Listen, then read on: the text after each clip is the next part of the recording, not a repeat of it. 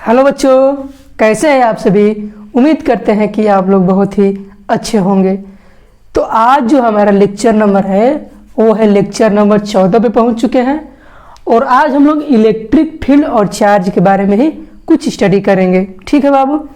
तो हमने पिछले लेक्चर में जो पढ़ा था वो कुछ प्रॉपर्टीज थी इलेक्ट्रिक फील्ड लाइंस के बारे में हमने पढ़ा। उसी के आगे हम लोग कंटिन्यू करेंगे कुछ इलेक्ट्रिक फील्ड लाइन के बारे में और उसकी कुछ प्रॉपर्टीज हैं। और ठीक है बाबू। तो आज हम लोग बेसिकली उन प्रॉपर्टीज के आगे कुछ और प्रॉपर्टी देखेंगे। वो प्रॉपर्टी क्या क्या है तो जरा ध्यान से समझने का प्रयास करिए बाबू। ठीक है। तो हमने पिछले लेक्चर में आपको बताए थे प्रॉपर्टी के बारे में। ठीक है। तो आज भी हम लोग बेसिकली प्रॉपर्टी के बारे में ही बात करेंगे। ठीक है। तो मान लेते हैं हमारा जो पहला प्रॉपर्टी था उसमें हमने आपको बताया था, उसके कंटिन्यू करते हैं आज की प्रॉपर्टी को। क्या है हमारा प्रॉपर्टी बाबू। हमारा जो प्रॉपर्टी है आज वाला प्रॉपर्टी की बात करते हैं हम लोग।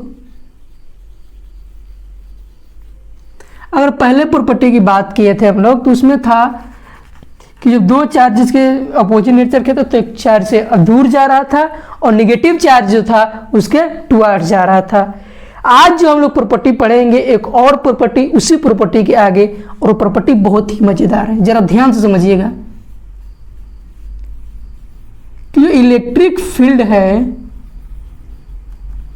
इलेक्ट्रिक फील्ड वो डायरेक्टली प्रोपोर्शनल है मैग्नीट्यूड ऑफ चार्ज के। जरा ध्यान से समझिए बाबू, क्या समझाने का प्रयास कर रहे हैं हम कि जो इलेक्ट्रिक फील्ड है, जो इलेक्ट्रिक फील्ड वो डायरेक्टली प्रोपोर्शनल है मैग्नीट्यूड ऑफ चार्ज। यानी इक्वेशन क्या समझा रहा है कि जितने ज्यादा चार्ज होंगे उतना ही इलेक्ट्रिक फील्ड क्या होगा, ज्यादा होगा। यानी कि अगर हम मान लेते हैं यहां पे हमारे 4 कूलम है और यहां पे मान लेते हैं 2 कूलम है बाबू, तो इस चार्ज के द्वारा जो इलेक्ट्रिक फील्ड होगा, इस चार्ज के द्वारा जो इलेक्ट्रिक फील्ड होगा वो ज्यादा होगा और इस इलेक्ट्रिक फील्ड के द्वारा, चार्ज के द्वारा जो इलेक्ट्रिक फील्ड होगा वो क्या होगा, कम होगा। यानी हम समझाने का प्रयास ये कर रहे हैं कि जितना ज्यादा चार्ज होगा उतना ज्यादा इलेक्ट्रिक फील्ड होगा। यानी दोनों एक दूसरे के क्या है, डायरेक्टली प्रोपोर्शनल है। ठीक है बाबू। यानी कि जितने ज्यादा डायरेक्ट लाइन होंगी इलेक्ट्रिक फील्ड लाइन, यानी कहने का मतलब यह है कि जितने ज्यादा चार्ज होंगे उतने ज्यादा इलेक्ट्रिक फील्ड लाइन बनेंगी। ठीक है बाबू। यानी कहने का मतलब क्या है हमारा कि ये हमारे जो प्रॉपर्टी नंबर है ये हमारा प्रॉपर्टी नंबर कौन सा हो गया, 7। क्योंकि कल हमने 6 प्रॉपर्टी पढ़ा था, उसके आगे एक और प्रॉपर्टी है और वो प्रॉपर्टी है कि जितने ज्यादा चार्ज होंगे उतने ही ज्यादा इलेक्ट्रिक फील्ड लाइन बनेंगी। यानी इलेक्ट्रिक फील्ड लाइन जो है हमारा वो डायरेक्टली प्रोपोर्शनल किसके है, चार्ज के डायरेक्टली प्रोपोर्शनल है। ठीक है बाबू। तो इसको हम लोग इरेज करते हैं। आप इसका स्क्रीनशॉट ले लीजिए ताकि आप अपने नोट्स में इसको क्या कर लीजिएगा, मेंटेन कर लीजिएगा। ठीक है बाबू। तो इसका स्क्रीनशॉट ले लीजिए। ठीक है। अब हम इसको इरेज करते हैं, स्क्रीनशॉट ले लीजिए, नोट कर लीजिए इसको। ठीक है। ओके। अब हम नेक्स्ट प्रॉपर्टी की अगर इसी में बात करें तो हमारा नेक्स्ट प्रॉपर्टी क्या है बाबू, जरा ध्यान से समझिएगा हमारी बातों को। अगर इसको इरेज करके अगर नेक्स्ट प्रॉपर्टी की बात करें तो हमारा नेक्स्ट प्रॉपर्टी क्या है बाबू कि जो इलेक्ट्रिक फील्ड लाइन है, यानी कि जो इलेक्ट्रिक फील्ड लाइन का मैग्नीट्यूड है, magnitude of electric field line वो इनवर्सली प्रोपोर्शनल किसके है बाबू, स्पेसिंग बिटवीन लाइंस। जरा ध्यान से इस इक्वेशन को समझिए।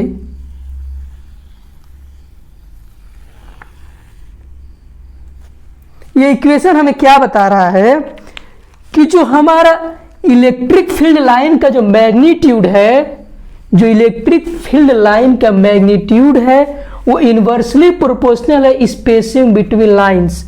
सर ये क्या समझाने का प्रयास कर रहे हैं आप? यानी कि जो लाइन के बीच का जो स्पेस है ना, जो लाइन के बीच का जो स्पेस है वो इलेक्ट्रिक फील्ड लाइन के जो मैग्नीट्यूड है उसके इनवर्सली प्रोपोर्शनल है। क्या समझाने का प्रयास कर रहे हैं? मान लेते हैं हमारे पास ये कुछ इलेक्ट्रिक फील्ड लाइन है। क्या है बाबू? Electric field line. और ये एक हमारा ये इलेक्ट्रिक फील्ड लाइन है। ठीक है बाबू, इलेक्ट्रिक फील्ड लाइन। हम वो क्या समझाने का प्रयास कर रहे हैं यहाँ पे कि जो इलेक्ट्रिक फील्ड लाइन का जो मैग्नीट्यूड है वो स्पेसिंग बिटवीन टू लाइन्स, यानी कि जो लाइन के बीच का जो स्पेस है उसके इनवर्सली प्रोपोर्शनल है। यानी कि यहां अगर देखें तो इन दोनों लाइन के बीच का जो स्पेस है वो क्या है बाबू? कम है, यानी ज्यादा है। क्या है? ज्यादा है। इन दोनों लाइन के बीच का अगर डिस्टेंस देखें, स्पेस देखें तो क्या है? ज्यादा है। यानी कि अगर इलेक्ट्रिक फील्ड लाइन के बीच का स्पेस अगर ज्यादा है तो उस इलेक्ट्रिक फील्ड का मैग्नीट्यूड होगा वो क्या होगा? लेस होगा। क्या होगा बाबू? लेस होगा। ठीक है, यानी कि हम समझाने का प्रयास यहाँ पे ये कर रहे हैं कि यहाँ जो इलेक्ट्रिक फील्ड होगा वो क्या होगा? कम होगा, और यहाँ जो इलेक्ट्रिक फील्ड लाइंस बनेंगी वो क्या होगा? ज्यादा होगा। यानी कहने का मतलब ये हुआ कि जब दोनों के बीच का स्पेस का जो लाइन के बीच का स्पेस है अगर वो ज्यादा हुआ तो मैग्नीट्यूड जो होगा इलेक्ट्रिक फील्ड लाइन का वो क्या होगा? कम होगा, क्योंकि एक दोनों दूसरे के देख ले इनवर्सली प्रोपोर्शनल है। यानी कि एक बढ़ेगा तो दूसरा हमारा क्या होगा? घटेगा। अगर दूसरा घटेगा तो हमारे क्या होगा? बढ़ेगा। यानी एक दूसरे के साथ इनवर्सली प्रोपोर्शनल है। ठीक है बाबू, तो ये हमारा यहाँ प्रॉपर्टी जो इलेक्ट्रिक फील्ड लाइंस की जो कुछ प्रॉपर्टी थी वो आज हम यहीं फिनिश कर देते हैं। ठीक है बाबू? ठीक है, तो इसको हम इरेज करते हैं। ठीक है, ओके, इसको हम इरेज करते हैं।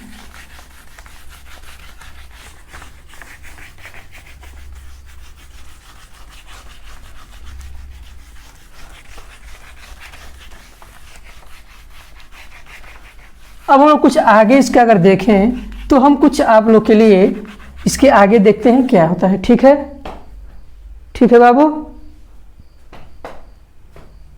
आगे इसका हम देखते हैं क्या है। तो हम लोग यहाँ एक क्वेश्चन के साथ आप लोग एमसीक्यू का देखते हैं। क्वेश्चन क्या है?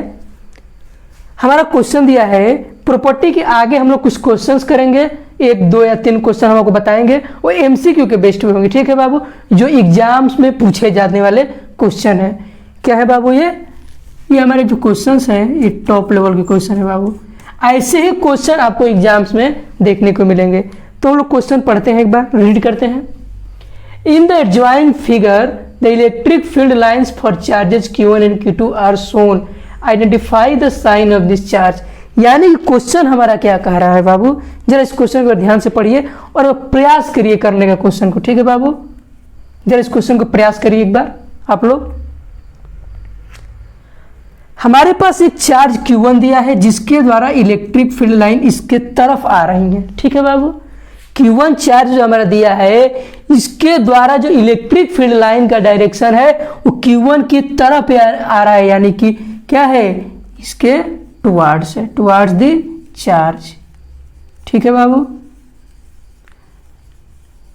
इस Q2 के द्वारा अगर इलेक्ट्रिक फील्ड लाइन देखें तो इसके द्वारा भी Q2 क्या है? चार्ज के द्वारा इलेक्ट्रिक चार्ज के तरफ इलेक्ट्रिक फील्ड लाइन्स है, टुवार्ड्स द चार्ज।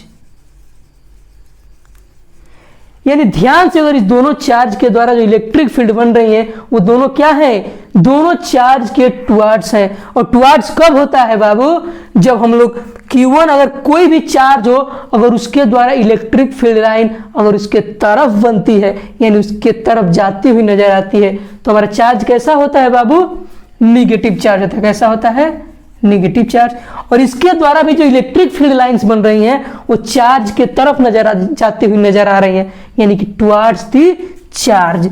तो इसके द्वारा भी जो इलेक्ट्रिक फील्ड बनेगा कैसा बनेगा? निगेटिव बनेगा।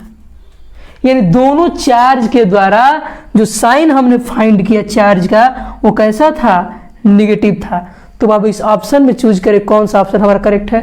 बोथ पॉजिटिव गलत है। Upper charge is positive and lower charge negative, ये भी गलत है।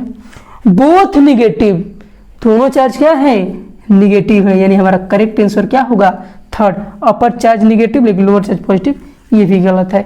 यानी कि हमारा जो करेक्ट आंसर होगा वो कौन सा होगा, ऑप्शन नंबर थर्ड। क्योंकि दोनों चार्ज के द्वारा इलेक्ट्रिक फील्ड बन रहा था वो कैसा था, नेगेटिव था। ठीक है बाबू, तो इसके आप लोग एक बार स्क्रीनशॉट ले लीजिए। ठीक है, हम इसको इरेज करते हैं। अब हम लोग देखेंगे आज एक और क्वेश्चन। हमने पहला क्वेश्चन आपको इलेक्ट्रिक फील्ड लाइंस के क्वेश्चन कराया। अब हम लोग देखते हैं दूसरा क्वेश्चन हमारा क्या कहता है। जरा ध्यान से इस क्वेश्चन को पढ़िए। Which of the following diagram show the correct lines of force. ये जो हमारा ग्राफ दिया है, डायग्राम दिया है, इस डायग्राम में कौन सा ऐसा फिगर है जो करेक्ट एक्सप्लेनेशन बता रहा है लाइन ऑफ फोर्स का। यही हमारा क्वेश्चन कह रहा है कि इसमें से कौन सा ऐसा डायग्राम है जो हमें करेक्ट लाइन ऑफ फोर्स बता रहा है। तो एक एक करके हम लोग फोड़ने का कोशिश करते हैं, ध्यान देते हैं। ठीक है बाबू, तो जरा इसको ध्यान से देखिए। ये हमारा चार्ज कौन सा है, पॉजिटिव चार्ज है। तो पॉजिटिव चार्ज के द्वारा जो हमारा इलेक्ट्रिक फील्ड लाइंस का जो फोर्स होता है, यानी इलेक्ट्रिक फील्ड लाइंस जो होता है वो चार्ज से क्या होता है, आउटवर्ड होता है। तो लेकिन इसके द्वारा देखें तो हमारी इलेक्ट्रिक फील्ड लाइंस जो है वो पॉजिटिव चार्ज के तरफ आती हुई नजर आ रही है, जो कि हमारा रॉन्ग है। क्या है बाबू, रॉन्ग है।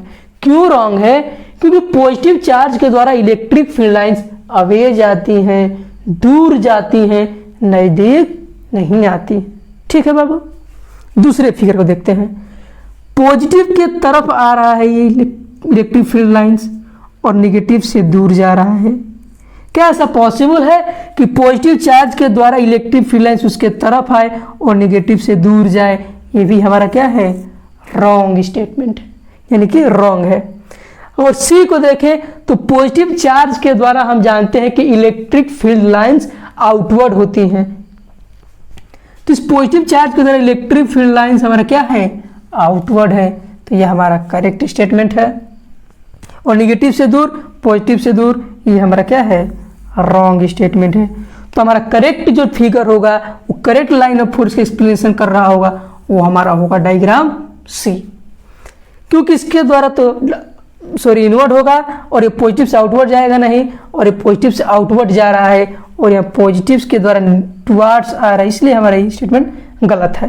तो हमारा करेक्ट आंसर बाबू जो होगा वो होगा ऑप्शन नंबर सी। ठीक है, तो इसको हम लोग इरेज करते हैं, तब तक नोट कर लीजिए इसको।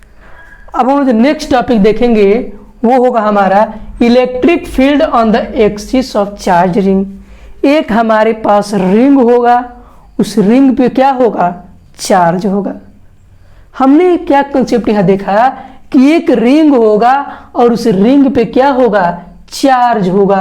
और उस चार्ज जो रिंग है, जो पूरी तरह से चार्ज उस पर डिस्ट्रीब्यूट है, उसके द्वारा हम लोग एक्सिस पे क्या जानना चाहते हैं, इलेक्ट्रिक फील्ड। ध्यान से समझिए क्या है। एक हमारे पास ऐसे रिंग है, उस रिंग पे हमारे पॉजिटिवली चार्ज डिस्ट्रीब्यूट है, और उस रिंग के द्वारा हम लोग उस रिंग के एक्सिस पे जो है इलेक्ट्रिक फील्ड जानना चाहते हैं। कैसा है बाबू, जरा फिगर से जरा ध्यान समझिए। ये हमारे पास ऐसे रिंग है, ठीक है बाबू। ये हमारे पास एक रिंग टाइप का रिंग बनाते हैं। इसका रिंग का सेंटर ये है और इसके बीच का जो डिस्टेंस रेडियस कितना ले लेते हैं, कैपिटल आर। ठीक है बाबू। और इस रिंग पे पूरी तरह से पॉजिटिवली चार्ज क्या है, डिस्ट्रीब्यूटेड है। ये रिंग कैसा है, चार्ज रिंग है। कैसा है, चार्ज है, इस पे चार्ज है। हमने एक रिंग लिया और रिंग को पूरी तरह से कैसी है, चार्ज है। अब इसके कह रहा है कि इसके एक्सिस पे हमें इलेक्ट्रिक फील्ड दिखाइए कि इसके एक्सिस पे इलेक्ट्रिक फील्ड क्या होगा। इस रिंग के द्वारा इसके एक्सिस के पॉइंट पे इलेक्ट्रिक फील्ड क्या होगा। ठीक है बाबू। हम अगर पॉइंट चार्ज के द्वारा इलेक्ट्रिक फील्ड पढ़े थे वो था हमारा E = KQ/r²। हमने ये पढ़ा था पॉइंट चार्ज के द्वारा। एक हमारा पॉइंट था और उस पॉइंट चार्ज के द्वारा हम लोग पढ़े थे इलेक्ट्रिक फील्ड KQ अपान में R²। ठीक है बाबू। तो अगर यहाँ की बात करें हम लोग तो ये हमारा पॉइंट चार्ज है, ये एक पूरी तरह से चार्ज हमारा डिस्ट्रीब्यूट है। क्या है बाबू? पूरी चार्ज कंटिन्यू डिस्ट्रीब्यूट है।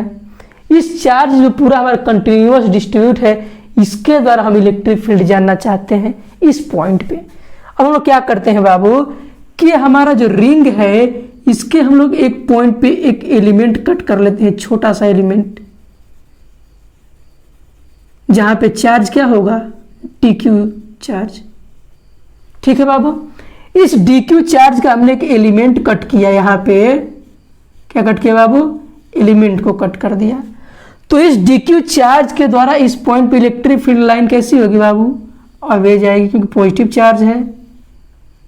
तो यहां से ऐसे, तो अगर चार्ज स्मॉल है तो इस स्मॉल चार्ज के द्वारा जो हमारा इलेक्ट्रिक फील्ड बनेगा वो भी कैसा होगा बाबू? स्मॉल होगा। स्मॉल चार्ज के द्वारा जो इलेक्ट्रिक फील्ड हमारा होगा वो होगा स्मॉल DE। अगर हम इसी के सिमिलर यानी इसी के क्या करते हैं, अपोजिट में एक छोटा सा और एलिमेंट कट कर लेते हैं, छोटा सा एलिमेंट जिसका चार्ज क्या है? DQ। अब इस चार्ज के द्वारा हम इस पॉइंट पे इलेक्ट्रिक फील्ड फाइंड करेंगे, यानी कि इस चार्ज के द्वारा जो इलेक्ट्रिक फील्ड होगा वो कैसा होगा? छोटा सा इलेक्ट्रिक फील्ड होगा। यानी स्मॉल एलिमेंट के लिए हमारा जो इलेक्ट्रिक फील्ड होगा वो कैसा होगा? स्मॉल होगा। ठीक है बाबू। यानी कि ये हमारा होगा। अगर देखें तो इन दोनों के बीच मान लेते हैं हमारा एंगल कितना है बाबू? थीटा है। कितना है? थीटा है। और इस सेंटर से लेके इस पॉइंट तक के बीच का डिस्टेंस हम मान लेते हैं x है, और ये हमारा डिस्टेंस कितना है? मान लेते हैं r है। ठीक है बाबू। अब इसको थोड़ा हम बढ़ा देते हैं, तो D का अगर देखें हमारे पास, इसको ऐसे बढ़ा देते हैं बाबू। ठीक है। तो ये जब थीटा है तो ये भी हमारा कैसा बनेगा बाबू? थीटा होगा। इसके द्वारा हम इलेक्ट्रिक फील्ड जानना चाहते हैं, ये भी हमारा कैसा होगा? थीटा होगा। तो D एलिमेंट के दो कंपोनेंट, D जो हमारा इलेक्ट्रिक फील्ड है इसके दो कंपोनेंट ब्रेक हुए। एक हमारा ब्रेक हुआ D साइन थीटा, और एक हमारा टर्म थीटा के जो साथ लगा होता है कौन सा रहता है? D cos theta. ठीक है बाबू। अगर इसके द्वारा हम लोग देखें तो ये भी तो थीटा बनाएगा यहाँ पे, तो इसके नीचे कौन सा कंपोनेंट आएगा? DE sine theta. ठीक है बाबू। D साइन थीटा, यानी इसके दो कंपोनेंट है, यानी यह क्या आ जाएगा? DE cos theta. ठीक है बाबू। जरा ध्यान से फिगर को समझिए। हमने इसके द्वारा इलेक्ट्रिक फील्ड यहां निकाला तो थीटा एंगल बनाया, तो इसके दो कंपोनेंट टू टेक, ऊपर में D साइन थीटा और D कॉस थीटा। तो हमारे इसके द्वारा, और इसके द्वारा अगर देखें इस पॉइंट पे बाबू, तो इसके द्वारा जब इलेक्ट्रिक फील्ड इस पॉइंट पे फाइंड करेंगे, मान लेते हैं हमारे पास एक ऐसे रिंग है। क्या है हमारे पास? इस टाइप का रिंग है, और इस एलिमेंट के द्वारा जो इलेक्ट्रिक फील्ड जाएगा ऐसे एक, और इस एलिमेंट के द्वारा जो हमारा इलेक्ट्रिक फील्ड कैसे होगा? ऐसे होगा, और दोनों के बीच कैसा एंगल बन रहा है? थीटा। इस पॉइंट पे लेंगे तो इसके द्वारा ऐसे जाएगा D एलिमेंट, और एक ऐसे जाएगा। यानी कि अगर हर एक पॉइंट को देखें, अगर इसको निकाल के अगर इंटीग्रेट कर देते हैं, यानी कि इंटीग्रेशन का मतलब होता है कि ऐड करेंगे, यानी कि जोड़ देंगे, तो हम इलेक्ट्रिक फील्ड क्या कर लेंगे? फाइंड आउट कर लेंगे। यानी अगर यहां से देखा जाए, हम लोग एक क्या करते हैं कि अगर हमारा इलेक्ट्रिक फील्ड जो है, छोटा सा इलेक्ट्रिक फील्ड D होगा, तो हमारा क्या पॉइंट होगा? K, और छोटा सा चार्ज होगा DQ अपान में R²। ठीक है बाबू। यानी हमारा जो इलेक्ट्रिक फील्ड स्मॉल है तो उसके द्वारा हमारा चार्ज भी स्मॉल होगा, और हमारा जो फॉर्मूला होगा KDQ अपान में R²। ठीक है बाबू। इतना जरा कंसेप्ट ध्यान में रखिए। अब यहां थोड़ा फिगर में और ध्यान से देख लेते हैं। इस फिगर में अगर देखें तो हमारा थीटा भी कांस्टेंट है, हमारा R भी कांस्टेंट है, हमारा x भी कांस्टेंट है और हमारा r भी, कैपिटल R भी कांस्टेंट है। क्यों? अगर इसके यहाँ पे अगर देखें इस पॉइंट के लिए तो इसके तरफ इलेक्ट्रिक फील्ड ऐसे जाएगा और एक ऐसे जाएगा। डिस्टेंस और r और थीटा क्या है, सब सेम है। क्या है यहाँ पे r, कैपिटल R और x और थीटा हमारा क्या है बाबू, सेम है। क्या है, सेम है। एक कंसेप्ट और यहां पे है, जो हमारा डी साइन थीटा है, एक ऊपर एक है और एक नीचे है, यानी एक दूसरे को क्या कर देंगे, कैंसिल आउट कर देंगे। यानी डी साइन थीटा का जो कंपोनेंट है, डी क्यू चार्ज का जो डी साइन थीटा और ये डी साइन थीटा, ये एक दूसरे को क्या कर देंगे, कैंसिल आउट कर देंगे। ठीक है बाबू, तो एक दूसरे को कैंसिल कर देंगे तो हमारा जो इलेक्ट्रिक फील्ड बचेगा कितना होगा बाबू, यानी कि क्या लिखना चाहते हैं हम लोग कि डी साइन थीटा कंपोनेंट क्या हो जाएगा, component of D Q is cancelled to each other. क्या कर देंगे बाबू, एक दूसरे को कैंसिल कर देंगे। ठीक है, अगर कैंसिल कर देंगे तो जो हमारा नेट इलेक्ट्रिक फील्ड होगा, अगर ई नेट की अगर हम लोग बात करें, किसकी, ई नेट की अगर हम लोग बात करें तो हमारा जो नेट इलेक्ट्रिक फील्ड होगा वो कितना होगा बाबू, D E sine theta, sorry D E cos theta. यानी हमारा जो नेट इलेक्ट्रिक फील्ड होगा वो होगा डी कॉस थीटा, क्योंकि डी साइन थीटा का कंपोनेंट कैंसिल हो गया तो हमारे पास क्या बचा, सब सेम चार्ज, यानी जितने भी चार्ज हमारे छोटे छोटे एलिमेंट के चार्ज होंगे उनके द्वारा जो नेट इलेक्ट्रिक फील्ड होगा वो होगा डी ई कॉस थीटा। और हमारा small R, capital R radius है और ये एक्स जो डिस्टेंस है और थीटा जो दोनों का एंगल बना रहा है वो क्या है बाबू, सेम रखा है हमने। ठीक है, तो जरा इसको नोट कर लीजिए, हमारे पास स्पेस नहीं है, देन हम इसको आपको आगे समझाने का प्रयास करते हैं। ठीक है बाबू, तो इसको एक बार नोट करिए। ठीक है, हम इसी साइड में लिखेंगे, जरा इसको नोट कर लीजिए। ठीक है, इसको हम इरेज करते हैं। ठीक है बाबू, अब हम यहां से कंसेप्ट क्या तैयार करते हैं, आप लोग नोट कर लेंगे इसको, तो जरा ध्यान से समझिए क्या हम बताना चाहते हैं आपको। ठीक है बाबू, यानी हमारा जो नेट इलेक्ट्रिक फील्ड आया था वो क्या था हमारा, डी ई कॉस थीटा। ठीक है बाबू, इसके आगे अगर हम और क्या करते हैं, ई नेट, डी की वैल्यू हमने निकाले थे, छोटा सा इलेक्ट्रिक फील्ड है, उसके द्वारा हमारा इलेक्ट्रिक फील्ड था वो कितना था बाबू, के डी क्यू अपॉन में आर स्क्वायर और इसके साथ क्या लग जाएगा, कॉस थीटा। जरा ध्यान से समझिए, छोटी सी इलेक्ट्रिक फील्ड यानी डीई इलेक्ट्रिक फील्ड है तो उसके लिए हमारा चार्ज क्या था, स्मॉल चार्ज था, तो कितना हो गया, के डी क्यू अपॉन में आर स्क्वायर। ठीक है बाबू, तो हमारा ई नेट क्या होगा, यानी अगर यहां से ध्यान से देखें, के डी क्यू अपॉन में आर स्क्वायर। ठीक है बाबू, अगर हम बस कॉस थीटा की वैल्यू निकालना चाहते हैं, किसकी, कॉस थीटा की वैल्यू, तो हमारा थीटा ये है और ये हमारा बेस है और ये हमारा क्या है, हाइपोटेनस है, क्योंकि 90 डिग्री के सामने वाली जो साइड होती है उसको हाइपोटेनस कहते हैं और ये हमारा बेस का काम कर रहा है। तो कॉस थीटा इक्वल टू क्या हो जाएगा, एक्स अपान में आर, यानी कि क्या लिख सकते हैं यहाँ पे, एक्स अपान में आर। ठीक है बाबू, तो हमारे यहाँ से क्या इलेक्ट्रिक फील्ड मिला, E net is equal to के डी क्यू अपान में आर क्यूब और इंटू एक्स।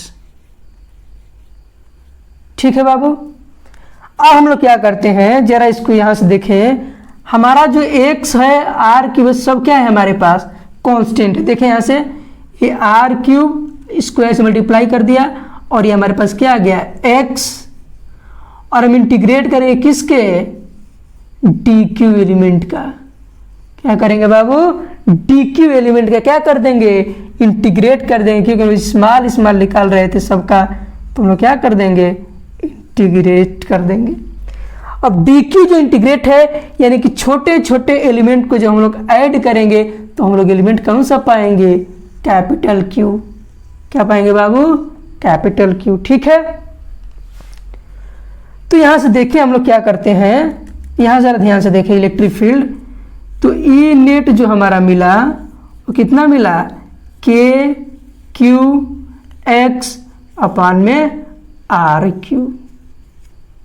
ठीक है बाबू, हमने इंटीग्रेट कर दिया। जब डी क्यू एलिमेंट को, सारे डी क्यू एलिमेंट को इंटीग्रेट करेंगे तो हमारे पास क्या मिलेगा, क्यू मिलेगा। ठीक है बाबू, अब देखते हैं क्या करते हैं, इसको जरा नोट कर लीजिए, हम इसको इरेज करते हैं, थोड़ा सा इसको नोट करिए। ठीक है बाबू, नोट करिए इसको, उसके बाद हम इसको इरेज करते हैं। ठीक है, इसको नोट करिए। अब यहां से हम देखें आगे और हम क्या समझाने का प्रयास कर रहे हैं आगे। ई नेट जो हमारा दिया है वो कितना दिया है बाबू, के क्यू एक्स अपान में आर क्यू। ठीक है, तो आर की वैल्यू हम यहां से निकालना चाहते हैं। हाइपोटेनस हमारा आर क्या दिया है बाबू, हाइपोटेनस इस ट्रायंगल से देखें तो आर की वैल्यू जो हमारा होगा यहाँ पे, ई net equal to K Q x. अगर आर की वैल्यू देखें हम लोग यहां से तो क्या मिल जाएगा हमें, एक्स का स्क्वायर प्लस आर स्क्वायर का पावर क्या मिल जाएगा, 3 मिल जाएगा। क्या मिल जाएगा बाबू, क्यूब मिल जाएगा। ठीक है, ठीक है बाबू। अच्छा, तो अगर हम लोग क्या करते हैं, इसकी वैल्यू को देखें, के क्यू हमारा क्या दिया है, आर की वैल्यू तो हमारा हो जाएगा अंडर रूट में हो जाएगा बाबू कितना, X square plus R square.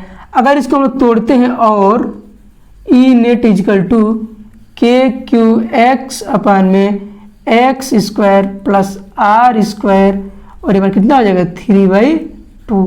इसका 1/2 और 3/2 से डिवाइड हो जाएगा, कितना हो जाएगा 3/2।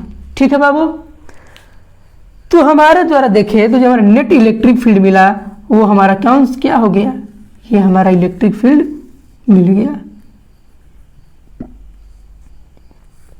ठीक है बाबू, यानी कि जो एक्सिस पे इस रिंग के द्वारा बनाई गई जो इलेक्ट्रिक फील्ड है वो है K Q X upon X square plus R square की पावर 3/2। तो ये हमारा जो नेट इलेक्ट्रिक फील्ड है इस रिंग के द्वारा क्या है बाबू, निकाला गया। ठीक है, तो इसको नोट कर लीजिए। ठीक है बाबू, इसको नोट करिए। अब हम लोग इसमें कुछ नोट पॉइंट क्या लिखते हैं, इसमें अगर इसमें नोट देखें, अगर इसी क्वेश्चन से नोट हम लोग देखें, पहला हमारा क्या है, अगर हम लोग एट सेंटर की बात करें, किस पे बाबू, एट सेंटर। सेंटर पे हम लाते हैं तो एक्स की वैल्यू हम लोग क्या करेंगे, डिक्रीज करेंगे, और डिक्रीज करते करते एक्स की वैल्यू हम लोग क्या कर दे रहे हैं, 0। यानी कि सेंटर पे एक्स की वैल्यू 0, और इसमें एक्स की वैल्यू 0 करेंगे तो हमारी जो नेट इलेक्ट्रिक फील्ड आएगी वो भी कैसी आएगी बाबू, 0 आ जाएगी। यानी सेंटर पे अगर हम इस रिंग के द्वारा इलेक्ट्रिक फील्ड की वैल्यू जानना चाहते हैं तो वो कितना है, 0। और ये जो इलेक्ट्रिक फील्ड आई है वो रिंग के एक्सिस पे इलेक्ट्रिक फील्ड बनी है। ठीक है बाबू, इसके आगे हम एक और आपको कंसेप्ट बताते हैं, क्या कि अगर r की जो वैल्यू है, क्या है बाबू, x की जो वैल्यू है वो r से क्या हो जा रही है, बहुत ग्रेटर हो जा रही है। क्या, दूसरा x की जो वैल्यू है हमारी, अगर x की जो वैल्यू हमारा है वो मच मच ग्रेटर देन हो जाए किससे, r से।